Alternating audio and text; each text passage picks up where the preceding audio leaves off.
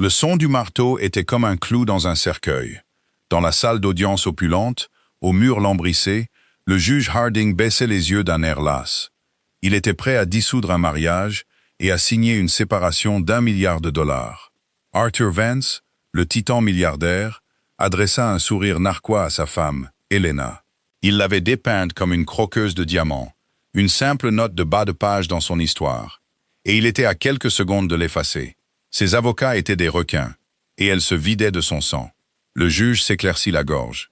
Sans nouvelle preuve, mais Helena se leva. « Votre honneur, dit-elle, la voix tremblante mais claire. Monsieur Vance et son conseil ont oublié un document crucial. » Elle plongea la main dans une simple mallette. Le juge était prêt à signer le divorce, jusqu'à ce que la femme du milliardaire sorte un contrat de mariage portant sa signature. L'air dans la salle d'audience 3B des affaires familiales était lourd et vicié. Il sentait le vieux vernis à bois et le désespoir silencieux. C'était une pièce stérile et beige, conçue pour disséquer des vies compliquées, avec une précision froide. D'un côté était assis Arthur Vance.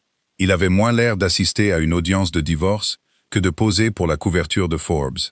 Son costume était un Tom Ford sur mesure, d'un gris anthracite profond.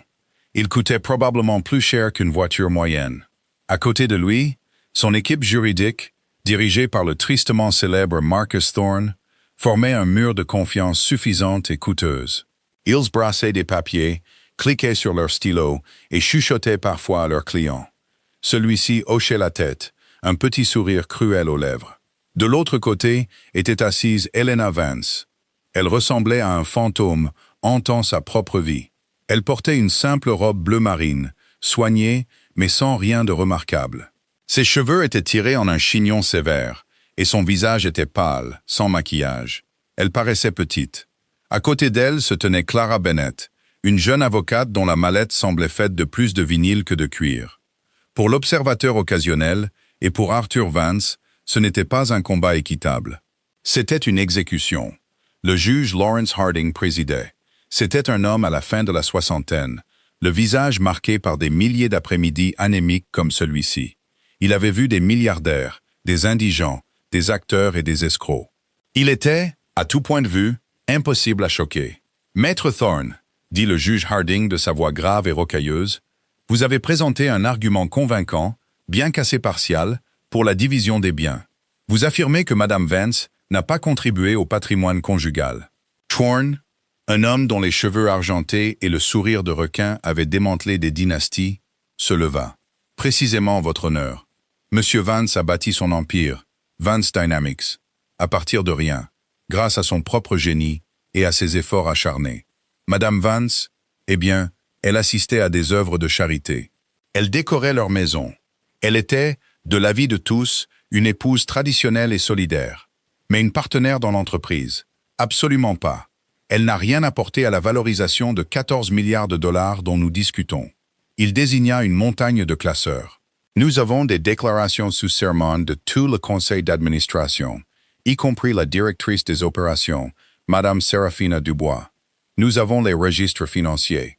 Le nom de Madame Vance ne figure sur aucun document de fondation, aucun brevet, aucune charte d'entreprise. Arthur se pencha en arrière, joignit ses doigts et regarda Helena. Ses yeux étaient froids, triomphants.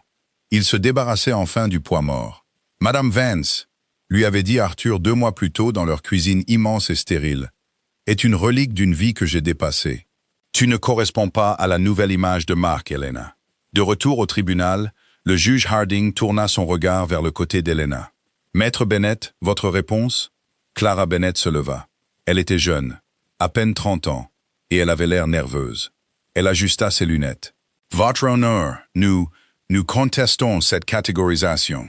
Helena Vance était plus qu'une simple décoratrice. » Thorne ricana assez fort pour que le sténographe l'entende. « Elle était le pilier émotionnel de mon client, » poursuivit Clara, la voix légèrement chancelante. « Elle était là avant les milliards, avant le... » « Les sentiments ne sont pas des actifs financiers, maître, » interrompit le juge Harding, sa patience s'amenuisant clairement. « Avez-vous des documents, une preuve de contribution, ou parlons-nous simplement de piliers émotionnels ?»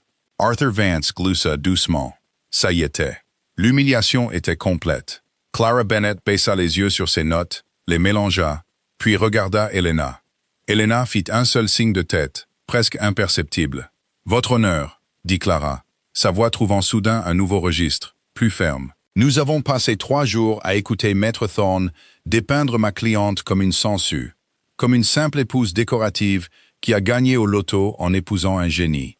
Une description qu'elle n'a toujours pas réfutée avec des preuves, » lança Thorne. « Maître Thorne, veuillez vous asseoir, » ordonna le juge. Il se tourna de nouveau vers Clara. « Maître, je perds patience. Le temps du tribunal est précieux. Vous avez 5 minutes pour présenter toute nouvelle preuve pertinente. Sinon, je serai forcé de statuer sur la motion de partage des biens conformément à la requête de Maître Thorne. Je note qu'elle offre à votre cliente une somme forfaitaire unique de 5 millions de dollars pour le temps passé, pour ainsi dire, et pour quitter les lieux. 5 millions, cela semblait beaucoup, mais c'était 0,03% de leur patrimoine. C'était une insulte, c'était des miettes. « Merci, votre honneur », dit Clara. « Je n'ai pas d'autres preuves à présenter pour le moment. » Un murmure parcourut la petite galerie. Le sourire d'Arthur s'élargit. Il avait gagné. Cependant, Clara poursuivit. « Ma cliente, Madame Helena Vance, souhaite faire une déclaration personnelle. » Thorne bondit sur ses pieds. « Objection. C'est une audience. Pas du théâtre. Une déclaration personnelle n'est pas une preuve. »« Maître Thorne, c'est très inhabituel, » dit le juge Harding. « Mais étant donné l'ensemble des circonstances, je vais l'autoriser. Mais soyez prévenue, Madame Vance, » dit-il en la regardant directement pour la première fois. « Un discours sur vos sentiments ne changera pas la vie de ce tribunal. Comprenez-vous? » Helena Vance se leva. La salle sembla retenir son souffle. Elle n'était plus le petit fantôme pâle. Alors qu'elle se dirigeait vers le pupitre, ses pas étaient mesurés, silencieux. Elle regarda, pour la première fois, non pas le juge, mais directement son mari. « Arthur !» dit-elle. Sa voix ne tremblait pas. Elle était froide, claire, et portait parfaitement dans l'acoustique de la pièce. Le sourire d'Arthur vacilla. Ce n'était pas la femme en larmes et brisée qui l'attendait. « Tu as construit une histoire très impressionnante ici, » continua-t-elle. « Arthur Vance, le loup solitaire, le génie, l'homme qui a bâti un empire à partir de rien.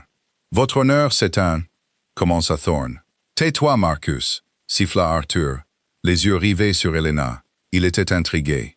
Il voulait l'entendre le supplier. « Tu as dit au tribunal, à ton conseil d'administration et à Madame Dubois que je n'étais que l'épouse, que je n'avais rien apporté. Tu sembles, dans ton génie, avoir oublié comment tout cela a commencé.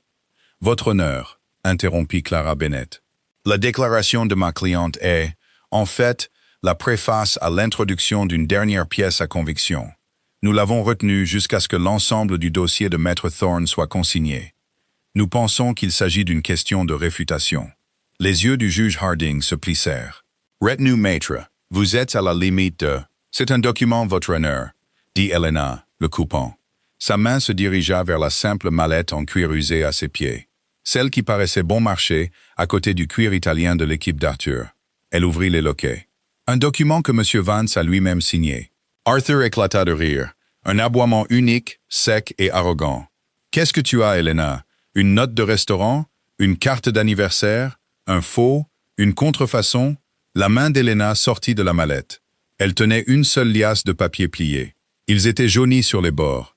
« Je crois, » dit Helena en se dirigeant vers le banc du juge, « que vous trouverez la signature tout à fait authentique. »« C'est une embuscade, » rugit Thorne. « C'est une faute de procédure. »« Quel est ce document, Madame Vance ?» demanda le juge Harding, sa voix maintenant vive d'intérêt. Helena posa les papiers sur le banc. « C'est notre contrat de mariage, votre honneur. » La salle d'audience tomba dans un silence absolument suffocant. Le visage d'Arthur Vance devint blanc. Il fixa les papiers. « Quoi? Ce n'est pas possible. Nous n'avons jamais eu de contrat de mariage. »« Oh si, Arthur, » dit Helena, en se tournant vers lui. « Tu ne l'as juste pas lu. Tu étais trop occupé à me dire à quel point tu étais brillant. » Le juge Harding prit le document. Il mit ses lunettes de lecture. Ses yeux parcoururent la première page, puis la deuxième. Ses sourcils grimpèrent sur son front. « Maître Thorne, » dit le juge, la voix soudainement électrique. « Vous devriez peut-être jeter un œil à ceci. Et vous aussi, Monsieur Vance. Il semble que la contribution de votre femme était tout. Pour comprendre le document, il fallait comprendre la nuit du 14 octobre 2008. Arthur Vance n'était pas milliardaire à l'époque. Il n'était même pas millionnaire. C'était un étudiant de 3e cycle de 24 ans avec une start-up en faillite. Il avait une montagne de dettes et un ego qui signait des chèques que son talent ne pouvait pas couvrir. Il avait le charme d'un vendeur, mais son produit, un agrégateur de médias sociaux maladroit, était un fiasco. Elena Rostova était tout le contraire. Elle était doctorante en linguistique computationnelle. Une fille calme et brillante, issue d'une famille ouvrière. Elle passait ses nuits non pas dans les fêtes, mais dans le laboratoire informatique de l'université, alimenté par du thé tiède et une seule idée brûlante. Ils se sont rencontrés à la bibliothèque de l'université. Il présentait bruyamment son entreprise en faillite à un investisseur potentiel au téléphone. Elle était à 3 tables de là, essayant de déboguer une ligne de code qui allait changer le monde. « Hey !» dit-elle finalement après qu'il eut raccroché avec une série de jurons. « Vous êtes bruyant. » Arthur, habitué à se sortir de tout par le charme, lui adressa un sourire. « Désolé, j'essaye de sauver le monde. Un mauvais pitch à la fois. Je suis Arthur. Elena. » Elle se retourna vers son écran. Il était intrigué. C'était la première personne depuis des mois qui n'avait pas été immédiatement ébloui par son assurance. Il s'assit. « Sur quoi travaillez-vous? Ça a l'air compliqué. »« Ça l'est, » dit-elle. « C'est un modèle de langage prédictif. J'essaie d'apprendre à une machine non seulement à comprendre le langage, mais à anticiper l'intention de l'utilisateur en fonction de ses habitudes. Pour l'instant, ce n'est qu'un fouillis de code. Mais je pense que ça pourrait changer la façon dont les gens trouvent l'information. Ça pourrait prédire ce dont vous avez besoin avant même que vous ne le sachiez. » Arthur ne comprenait pas la science, pas vraiment, mais il comprenait le potentiel. Il vit à cet instant non pas une fille tranquille dans un sweat à capuche délavée, mais une fusée. Il n'était pas un génie, mais il savait en repérer un. Et il savait comment en utiliser un. Il passa les 6 mois suivants à la courtiser. Il ne l'a pas courtisée avec des fleurs. Il l'a courtisée avec de l'intérêt. Il lui apportait du café au laboratoire. Il écoutait. Il posait ce qu'il pensait être des questions intelligentes. Il a emballé son génie dans son ambition. Elena, ce projet Chimera, comme tu l'appelles, ce n'est pas une thèse, c'est une entreprise. C'est l'entreprise, lui dit-il, les yeux flamboyants. Tu as le moteur, je peux construire la voiture. Ensemble, nous pouvons conquérir le monde. Elle était hésitante. Elle était une universitaire. Elle voulait publier, pas faire de profit. Mais il était implacable. Il était charmant. Et elle devait admettre qu'elle tombait amoureuse de lui. Il lui donnait le sentiment d'être vue, non pas comme une intello, mais comme une visionnaire. Un soir, dans son petit appartement humide, entouré de boîtes de pizza vides, il passa à l'action. « Nous devons le protéger, Elena, dit-il. Cette idée, elle vaut des milliards. Avant de la montrer à qui que ce soit, nous devons la verrouiller. Que veux-tu dire? Je veux dire, marions-nous. » Elle était stupéfaite. « Mariée? Arthur, nous sortons ensemble depuis 6 mois, et ce sont les 6 meilleurs mois de ma vie, dit-il en lui prenant les mains.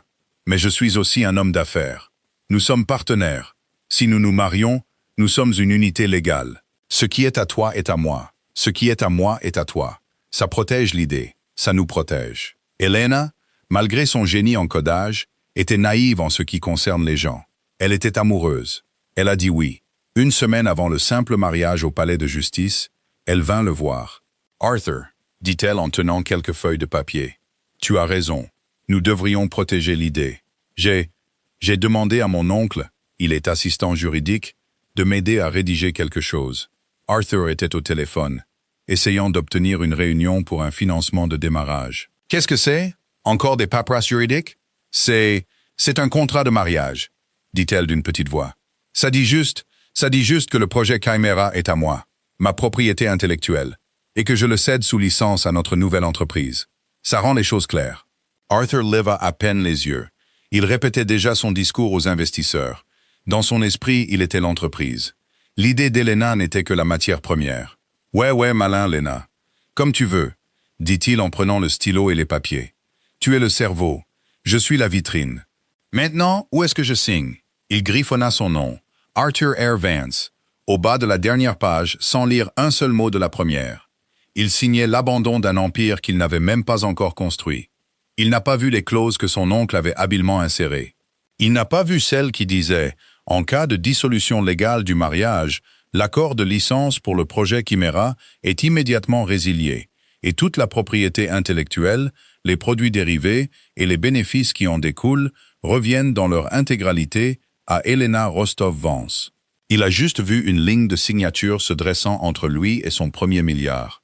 Il a signé, l'a embrassé sur le front et est retourné à ses appels téléphoniques. « Tu es un génie, Lena, » dit-il en tapotant le document. « Maintenant, allons nous enrichir. » Elena prit tranquillement les papiers, en fit 2 copies et les fit certifier le lendemain matin.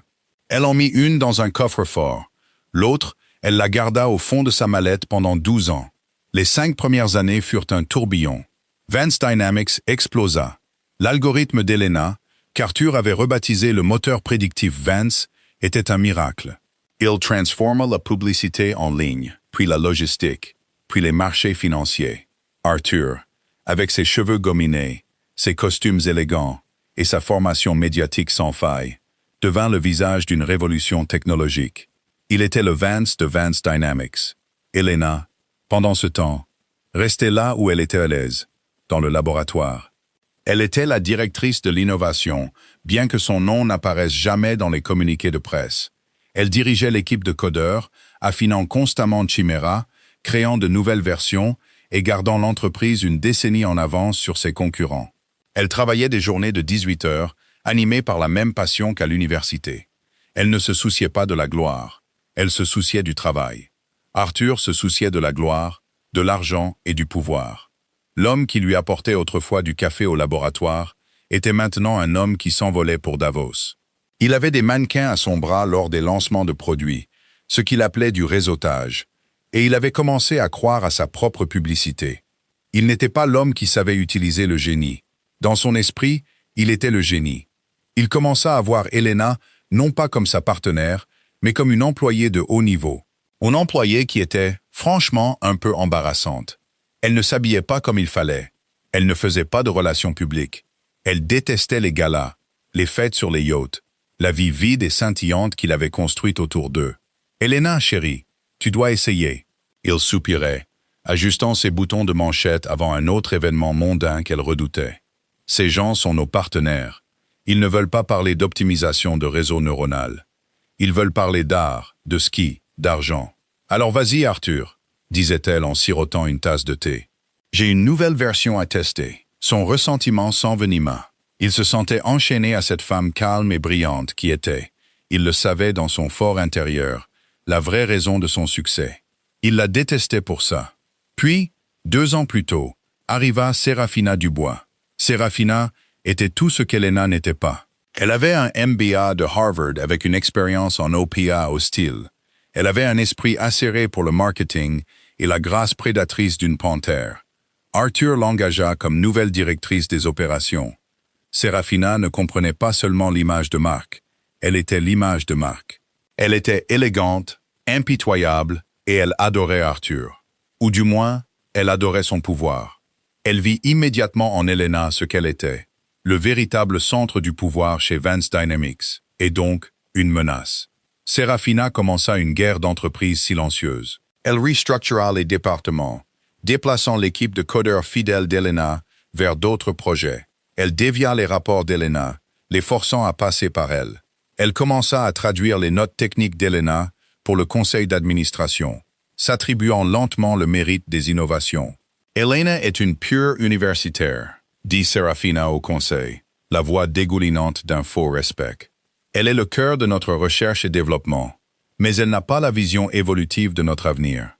Je vais prendre son projet Chimera et le transformer en produit pour le nouveau marché mondial. » Arthur, déjà profondément engagé dans une liaison avec Serafina, laissa tout faire.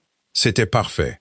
Il mettait sa femme sur la touche, installait sa maîtresse et consolidait son propre héritage volé.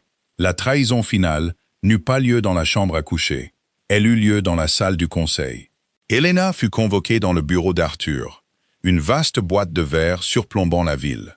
Serafina était là, assise non pas sur une chaise d'invité, mais derrière la petite table de conférence, comme si c'était son bureau. « Elena » commença Arthur, sans la regarder dans les yeux. « Nous faisons quelques changements. »« Nouvelle direction » Nous sommes reconnaissants pour tout ton travail de base. Travail de base? Répéta Elena, son sang se glaçant. Vance Dynamics dépasse la phase de recherche et développement. Intervint Serafina, sa voix douce comme du verre. Nous sommes maintenant un acteur mondial de la logistique et du marché. Le conseil et Arthur estiment que ton rôle de directrice de l'innovation est redondant. Redondant? Elena regarda Arthur. Mon laboratoire est toute l'entreprise, Arthur. Le projet Chimera est l'entreprise. Non, Elena, dit Arthur, la regardant enfin. Ses yeux étaient morts. Je suis l'entreprise, la marque, la vision. Toi, tu es une codeuse. Nous te promouvons. Tu auras un nouveau titre, chercheuse en chef, une allocation à vie. Tu pourras bricoler, écrire des articles, tout ce que tu fais. Mais tu ne seras plus une dirigeante de cette entreprise. Serafina prend en charge toutes les divisions de produits, avec effet immédiat. C'était une exécution publique. Il l'exilait, volait l'œuvre de sa vie et la donnait à sa maîtresse. Elena le fixa simplement. L'homme qu'elle avait aimé, l'homme pour qui elle avait construit ce monde, était un étranger. Un voleur. Je vois, dit-elle d'une voix calme. La sécurité va vous escorter, dit Serafina en prenant son téléphone. Ce ne sera pas nécessaire, dit Elena. Elle se retourna et sortit du bureau, passant devant les murs de verre, devant les employés qui n'osaient pas la regarder. Elle alla à son propre bureau, qui était déjà en train d'être vidé dans des cartons. Elle prit son sac à main et sa vieille mallette en cuir. Elle ne rentra pas chez elle, dans leur manoir stérile. Elle se rendit dans un petit cabinet d'avocats, sans prétention dans un centre commercial. L'enseigne indiquait « Clara Bennett, avocate, droit de la famille ». Clara était la fille de son ancienne colocataire d'université. Elle était jeune, ambitieuse, et venait de réussir le barreau. Clara, dit Elena en s'asseyant, « Je vais divorcer de mon mari. Ça va être compliqué. » Madame Vance? Elena, je veux dire, Arthur Vance? Le milliardaire? Je ne suis pas sûr d'être équipé. Elena plongea la main dans sa mallette et en sortit un document jauni et certifié. Elle le poussa sur le bureau. « Tu l'es, dit Elena, parce que nous n'allons pas nous battre pour les maisons. Nous allons prendre l'entreprise entière. » Clara Bennett lut le document. Ses yeux s'écarquillèrent. « Oh mon Dieu, murmura-t-elle. Il a vraiment signé ça? Oui, dit Elena. Maintenant, voici le plan. Nous le laissons engager la procédure en premier. Nous le laissons devenir arrogant. Nous le laissons, lui et ses avocats, construire tout leur dossier sur le mensonge que je n'ai rien fait. Nous les laissons s'engager sur cette voie officiellement. Nous les laissons se parjurer. Et ensuite, nous leur montrons ça.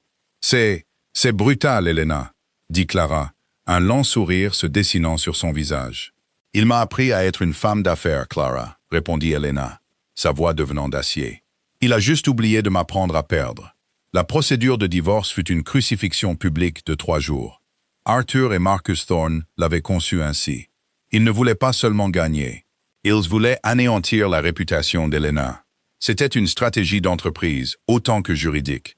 Si Elena Vance était publiquement reconnue comme une personne insignifiante, une femme au foyer glorifiée, alors il n'y aurait pas de question des actionnaires lorsqu'elle serait effacée de l'histoire de l'entreprise. Marcus Thorne était un maître des 1000 coups de couteau. « Madame Vance, avait-il demandé le premier jour lors de sa déposition, pouvez-vous s'il vous plaît indiquer votre nom sur les statuts de constitution de Vance Dynamics? » Il n'y est pas, répondit doucement Elena. « Non? Et sur le brevet du moteur Predictive Vance, votre nom y figure-t-il? Non. Arthur l'a déposé comme seul inventeur. Seul inventeur? Merci. Et au cours des 5 dernières années, à combien de réunions du conseil d'administration avez-vous assisté, Madame Vance? Aucune. Je n'étais pas invité. Pas invité? Et pourtant, vous demandez 50% de cette entreprise de 14 milliards de dollars. Une entreprise dont vous n'avez jamais rencontré le conseil, dont vous n'avez pas signé les brevets, à la constitution de laquelle vous n'étiez pas présente. Dites-moi, qu'avez-vous fait, précisément? J'ai dirigé l'équipe de recherche et développement, dit Elena. J'ai écrit le code original. Vous avez écrit du code? Se moqua Thorne. Vous étiez une programmeuse, une employée très bien rémunérée, je pourrais ajouter, du fait d'être mariée au PDG. Mais une partenaire? L'affirmation est absurde. Le deuxième jour fut pire. Thorne appela Serafina Dubois à la barre. Serafina était parfaite. Elle était éloquente, empathique et absolument mortelle. Elle était l'image parfaite d'une dirigeante compétente et puissante. « Madame Dubois, commença Thorne, vous êtes l'actuelle directrice des opérations de Vance Dynamics.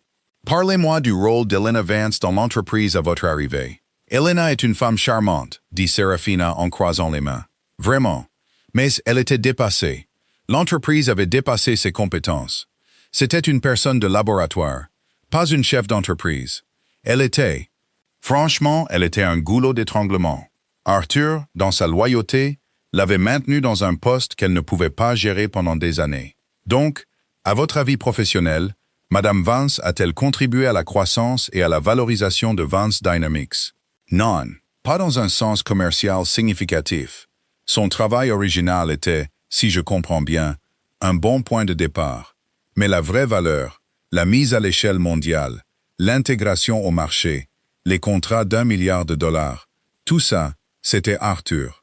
Et j'aime à penser mon équipe. Merci, Madame Dubois. Pas d'autres questions. Clara Bennett se leva pour son contre-interrogatoire. C'était le moment. La salle d'audience observait, s'attendant à ce que la jeune avocate se fasse démolir. Clara avait l'air troublée, mélangeant ses papiers. Tout cela faisait partie du jeu qu'Elena et elle avaient répété. « Madame Dubois, vous avez dit que vous aimiez penser que votre équipe avait fait le travail ?» balbutia Clara. « Oui, c'est exact. Et travaillez-vous en étroite collaboration avec Monsieur Vance? Je suis la directrice des opérations. Je travaille avec le PDG tous les jours. Oui. À quel point? Étroitement, demanda Clara, comme si elle cherchait quelque chose. Thorne bondit. Objection. Pertinence. C'est une audience financière, pas une chronique mondaine. Accordé, grommela le juge Harding. Clara recula, apparemment intimidée. D'accord. Donc, Madame Dubois, avez-vous déjà vu le code source original du projet Chimera? Les yeux de Serafina brillèrent juste une seconde. Bien sûr. C'est un morceau de programmation archaïque, mais oui. Et vous le comprenez.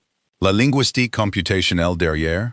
Je ne suis pas une codeuse, dit Serafina d'un ton dédaigneux. Je suis une stratège. Je n'ai pas besoin de savoir comment construire une montre pour savoir comment la vendre. Donc, vous ne faites que vendre le travail de Madame Vance. Je vends les produits de Vance Dynamics, corrigea Serafina, son sourire crispé. Toute la propriété intellectuelle appartient à la société. Merci. Non. Pas d'autres questions, votre honneur. Clara s'assit, l'air vaincu. Arthur Vance posa une main réconfortante sur le dos de Serafina alors qu'elle passait. C'était intime et c'était voulu. Une dernière humiliation publique. À la fin du 3e jour, le juge Harding semblait prêt à en finir. « Nous avons entendu 3 jours de témoignages, » dit le juge, la voix plate. « Les preuves présentées par Maître Thorne sont accablantes. Les preuves présentées par Maître Bennett sont sentimentales. » Il regarda du côté d'Elena. « Maître Bennett, vous avez déposé une motion pour un partage à 50%, basé sur une contribution intégrale. Je n'ai vu pas une seule feuille de papier, pas un seul courriel, rien qui ne justifie cette affirmation. Tout ce que j'ai, c'est le témoignage de la directrice des opérations de l'entreprise, selon lequel votre cliente était, je cite, « un goulot d'étranglement ». Je suis donc prêt à signer l'acte de divorce sur la base du règlement proposé par Maître Thorne. C'était le moment. « Votre honneur », dit Clara en se levant, sa voix soudainement claire et forte, toute prétention de nervosité disparue. « Avant que vous ne le fassiez, nous appelons Elena Vance pour une déclaration personnelle et pour présenter un dernier élément de preuve en réfutation des affirmations de Madame Dubois et de Monsieur Vance. » C'était le prélude au point culminant. Thorne objecta. Le juge l'autorisa, et Elena Vance se leva, se dirigea vers le pupitre et sortit les papiers jaunis de sa mallette. La salle d'audience, qui bourdonnait au son d'une affaire qui se terminait, tomba dans un silence profond et choqué. « Qu'est-ce que c'est » demanda à nouveau le juge Harding, tenant le document. « C'est un contrat de mariage, votre honneur, » dit Elena. « C'est impossible » cria Arthur, retrouvant enfin sa voix. Il se leva si vite que sa chaise grinça. « Nous n'avons jamais eu de contrat de mariage. Je le saurais. Tu le saurais si tu l'avais lu, » dit calmement Elena. Marcus Thorne arracha le document au greffier du juge. Son visage, habituellement un masque de contrôle suffisant, devenait rapidement cendré. Il lut la première page. Il passa à la dernière page. Ses yeux se posèrent sur la signature. Arthur R. Vance. Puis, sur le sceau du notaire daté du 15 octobre 2008. C'est un faux, balbutia Thorne, mais la confiance avait disparu. Il reconnaissait un vrai sceau de notaire quand il en voyait un. Ma cliente a la copie originale certifiée. Bien sûr, dit Clara Bennett. Ainsi que la copie déposée au bureau du greffier du comté il y a 12 ans. C'est parfaitement légal et contraignant. Mais qu'est-ce que ça dit? Demanda Arthur, arrachant les papiers des mains de son propre avocat. Il commença à lire. Le juge Harding regarda Helena. Madame Vance, peut-être pouvez-vous éclairer la cour. Maître Thorne a bâti tout son dossier sur votre manque de contribution. Que dit ce document?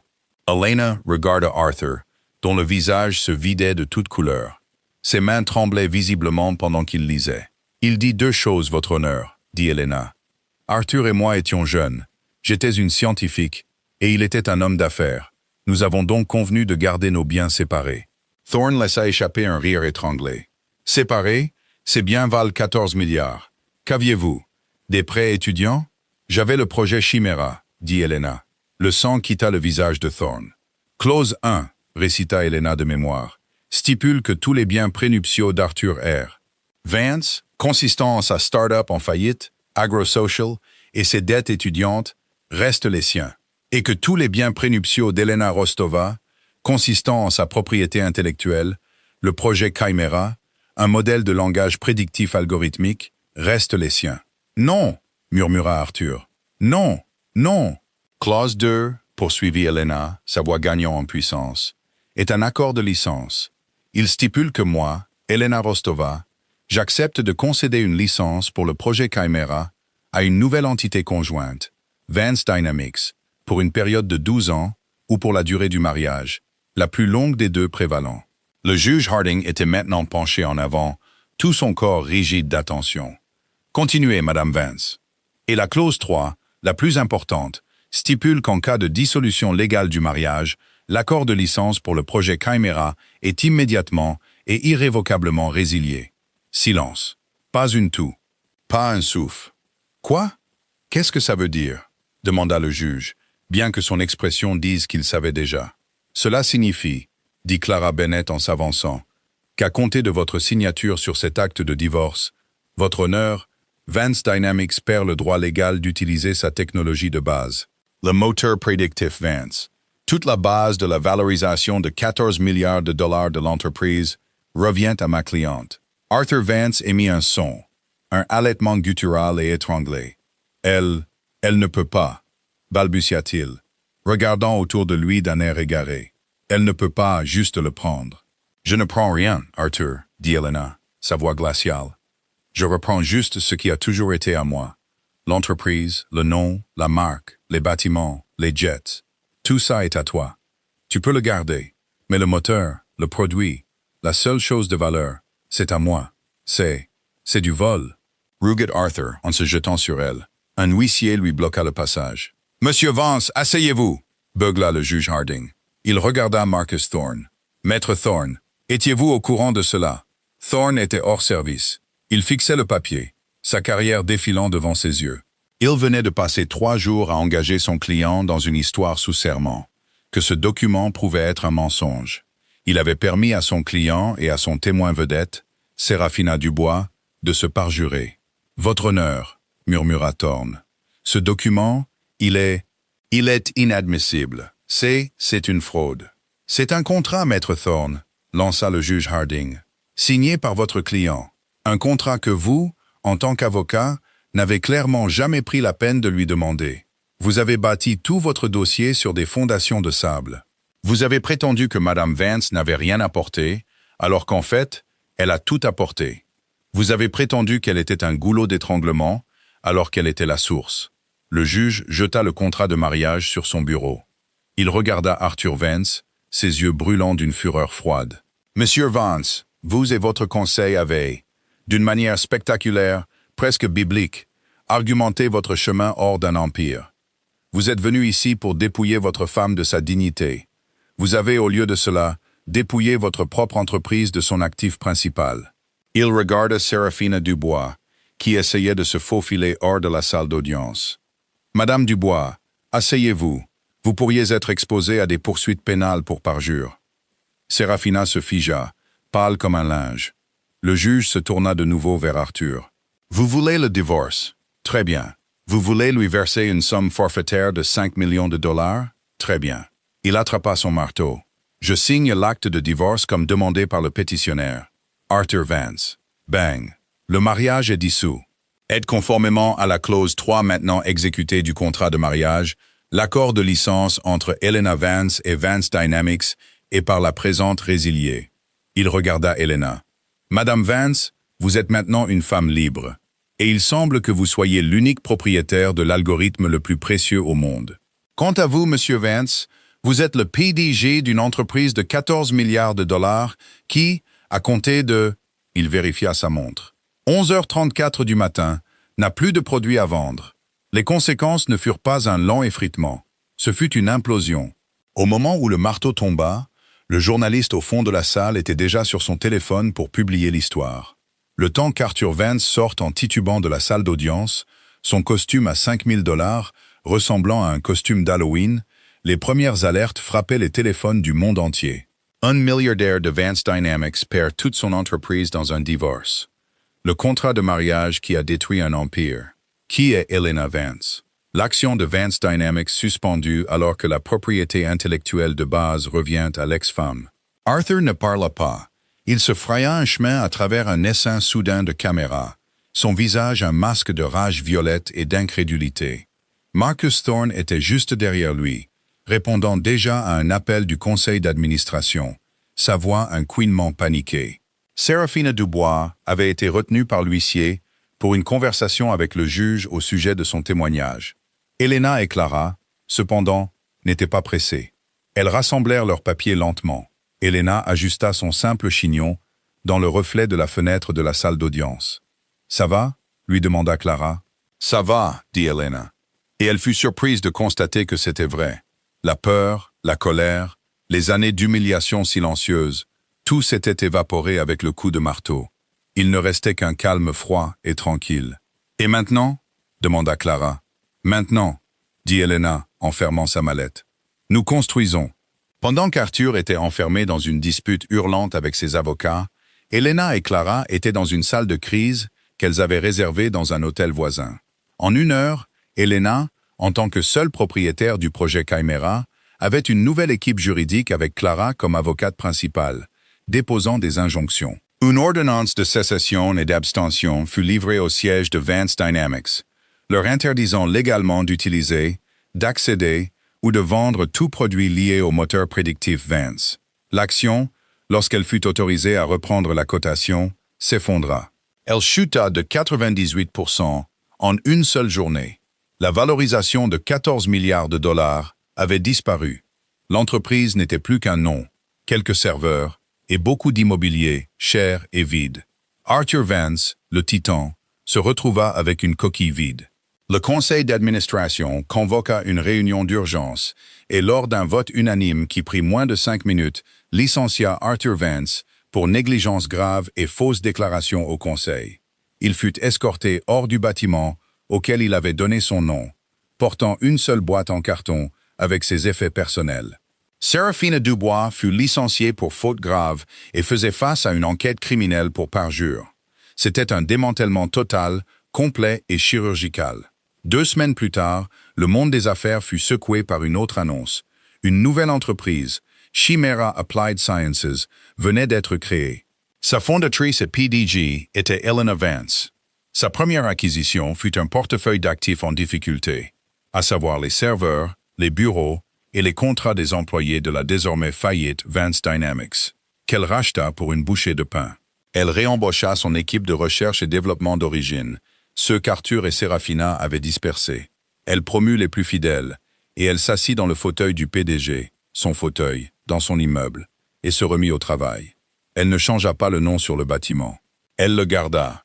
Elle voulait que chaque personne qui y entrait se souvienne de ce qui s'était passé quand Arthur Vance avait oublié qui était le vrai Vance de Vance Dynamics. 6 mois plus tard, le nom Vance signifiait quelque chose de complètement différent dans le monde financier. Ce n'était plus synonyme de succès arrogant et impitoyable. C'était une parabole. Vance Dynamics, la carcasse d'entreprise laissée à Arthur, était une chose morte. Elle a déposé le bilan 48 jours seulement après le divorce. Son nom était si toxique qu'aucun investisseur ne voulait y toucher. Le seul enchérisseur pour ses actifs, les serveurs, les brevets qu'Arthur avait déposés sous son propre nom, l'imposant bâtiment de verre, était une entité nouvellement formée qui les a tous achetés pour 10 centimes pour $1. Cette entité était Chimera Applied Sciences. Sa fondatrice et PDG était Elena Vance. L'atmosphère à l'intérieur du bâtiment, maintenant dépouillée de l'art froid et prétentieux et des portraits menaçants d'Arthur, était électrique. Les bureaux aux murs de verre étaient maintenant des espaces de collaboration ouverts. L'étage de la direction, autrefois un tombeau silencieux et moquetté de peur, était bruyant de débats et de découvertes. Des tableaux blancs, couverts d'équations et d'organigrammes, avaient remplacé le marbre italien. Elena avait réembauché toute son équipe d'origine, les brillants codeurs et ingénieurs qu'Arthur et Serafina avaient dispersés, et leur avait donné des actions, de l'autonomie et une mission. Elle n'était pas une PDG comme Arthur l'avait été. Elle ne régnait pas depuis un trône. Elle était dans les laboratoires, une tasse de café dans une main, un stylet dans l'autre, se disputant avec ses meilleurs ingénieurs au sujet d'une ligne de code. Elle mangeait à la cafétéria. Elle connaissait les noms des agents d'entretien. Et l'entreprise, libérée du poids des projets vaniteux d'Arthur et des divisions marketing parasites de Serafina, était florissante. Le projet Chimera était plus qu'un simple moteur prédictif pour les ventes publicitaires. Elena l'appliquait maintenant à la médecine, à la logistique et même à la science du climat. Chimera Applied Sciences était évalué à 8 milliards de dollars après son premier appel de résultats trimestriels, et les analystes prédisaient qu'elle triplerait cette valeur en 2 ans. La couverture de Forbes, quand elle arriva, était inévitable. Mais ce n'était pas la photo qu'Arthur aurait exigée. Il posait toujours comme un conquérant, les pieds plantés, le menton levé, fixant l'objectif, comme s'il défiait le monde de le contester. La couverture d'Elena était une photo prise sur le vif par un photojournaliste qui avait passé 1 semaine dans l'entreprise. Elle était dans le laboratoire principal, ses cheveux dans son simple chignon, les manches retroussées. Elle riait de quelque chose qu'un de ses jeunes codeurs avait dit, son visage illuminé par la lueur d'un modèle de données holographique. Le titre était simple et dévastateur. L'architecte, comment Elena Vance a construit et reconstruit l'avenir. Clara Bennett, maintenant directrice juridique et directrice des opérations de Chimera, entra dans le bureau d'Elena, le même vaste bureau d'angle qu'Arthur avait autrefois occupé, et laissa tomber le magazine sur le bureau. « Ça va le rendre fou », dit Clara avec un sourire sinistre. Elle n'était plus la jeune avocate nerveuse et maladroite. Elle portait son nouveau pouvoir avec la même confiance tranquille qu'Elena. « Il s'est fait ça tout seul », dit Elena, sans lever les yeux d'un écran de diagnostic. Des nouvelles de la SEC, à propos de Serafina. Ils lui ont proposé un accord, dit Clara en sirotant son thé. Elle va plaider coupable, pour 2 chefs d'accusation de parjure, et 1 de fraude électronique. Elle purgera 18 mois, en sécurité minimale. En échange, elle remet tous les serveurs personnels d'Arthur. Elle a gardé des copies de tout. Il semble qu'elle préparait sa propre trahison avant que tu ne la devances. Poétique, murmura Elena. Elle leva enfin les yeux, un petit sourire fatigué sur le visage. Et lui? L'expression de Clara se durcit. Arthur, c'est un fantôme. Les poursuites des actionnaires vont le dépouiller du reste de ses 5 millions. C'est un paria, Elena. Personne ne l'embauchera. Personne ne déjeunera même avec lui. C'est l'homme qui a perdu 14 milliards de dollars parce qu'il n'a pas voulu lire un bout de papier. Arthur Vance il était assis au ciel étoilé. Un temple de la cuisine 3 étoiles au Michelin, où il avait autrefois reçu des sénateurs et des rois de la Silicon Valley. Sa table privée, celle dans l'alcôve avec vue sur la ville, était occupée par un groupe bruyant et rieur de fondateurs de start-up dans la vingtaine. Le maître d'hôtel, un homme nommé Jean-Pierre, qui connaissait Arthur depuis une décennie, l'avait placé à une petite table inconfortable, près du vacarme de la porte de service. C'était une insulte mortelle et calculée. Arthur vivait dans un appartement stérile, et loué dans une tour de verre sans âme, payé mensuellement sur son fonds juridique, qui diminuait. Les 5 millions de dollars étaient presque épuisés. Marcus Thorne, dans une tentative désespérée de sauver sa propre réputation, lui facturait des honoraires astronomiques pour le défendre dans les dizaines de procès civils. Il ressemblait à un homme en pleine décomposition. Son costume, autrefois un Tom Ford sur mesure, avait maintenant 1 an, était légèrement trop grand pour sa carrure effroissée. Ses cheveux s'éclaircissaient et ses yeux avaient un regard désespéré et hanté. Il était venu au ciel étoilé comme en pèlerinage, une tentative désespérée de ressentir quelque chose de son ancienne vie, de se prouver qu'il était toujours Arthur Vance. Il avait commandé une bouteille de Bordeaux à 1 200 $ qu'il ne pouvait pas se permettre. Il la sirotait, observant la table des jeunes fondateurs. L'un d'eux, un gamin qui lui avait autrefois présenté un projet pour un financement de démarrage, le regarda, le reconnut, et détourna rapidement les yeux en chuchotant à ses amis. La table se tut. Puis les chuchotements et les ricanements commencèrent. Ils le regardaient tous. L'homme qui avait tout eu, l'Icare de Wall Street. Le visage d'Arthur brûlait. Il finit son vin, la main tremblante, et fit signe pour l'addition. « Mettez ça sur le compte de l'entreprise », lança-t-il au jeune serveur. Vance Dynamics. Le serveur, un homme au début de la vingtaine, qui avait lu des articles sur Arthur sur son téléphone toute la semaine, parut peiné. « Monsieur, le compte de Vance Dynamics a été fermé il y a 6 mois. »« Quoi? C'est impossible, » s'emporta Arthur, la voix s'élevant. « Je suis Arthur Vance. Réessayez. »« Monsieur, je ne peux pas, » dit le serveur, sa voix baissant. Les gens le regardaient maintenant ouvertement. Le compte, il n'existe pas. Il a été gelé, et tous les fonds ont été. Eh bien, ils ont été transférés à Chimera Applied Sciences pour régler les dettes impayées. Le sang quitta le visage d'Arthur. Elle l'avait pris. Même ça, ce minuscule dernier vestige de son pouvoir, elle l'avait nettoyé. « Très bien », siffla-t-il en cherchant son portefeuille personnel. Il le sortit. C'était un mince morceau de cuir usé, pas le fier portefeuille en alligator surchargé qu'il avait l'habitude de porter. Il l'ouvrit. À l'intérieur se trouvaient 2 billets de 100 $ et une carte de débit. Sa main trembla en sortant l'argent. Il jeta les 2 billets sur la table, couvrant l'addition de 1 500 $. « Gardez la monnaie », cracha-t-il, essayant de sauver un dernier lambeau de dignité. « Monsieur », dit le serveur, son visage maintenant un masque de pitié. Le vin seul coûtait. Ce n'est pas assez. C'était l'humiliation finale et dévastatrice. Arthur Vance, le milliardaire, ne pouvait pas payer son déjeuner. Il fixa l'addition, puis l'argent, son esprit simplement incapable de traiter le calcul. Il était brisé. Il jeta sa carte de débit sur la table. « Débitez ça. Peu importe. » Il n'attendit pas le reçu. Il se leva, sa chaise raclant bruyamment, et sortit, presque en courant, de la salle à manger. Il n'attendit pas son manteau. Il bouscula Jean-Pierre, qui le regarda avec un dédain froid, et trébucha dans la rue. L'air froid de novembre le frappa comme une gifle. Il était un roi sans royaume, un génie sans idée, et un homme riche sans argent. Il n'était, finalement, rien. À ce moment précis, à des kilomètres de là, dans le bureau qui avait été le sien, Helena Vance était en visioconférence avec une équipe à Kyoto. Ils ne discutaient pas des revenus publicitaires. Ils peaufinaient une nouvelle application pour le projet Chimera, un algorithme conçu pour modéliser la contrainte des plaques tectoniques, capable de prédire les grands tremblements de terre avec une précision de 72 heures. C'était un projet humanitaire qu'elle finançait elle-même.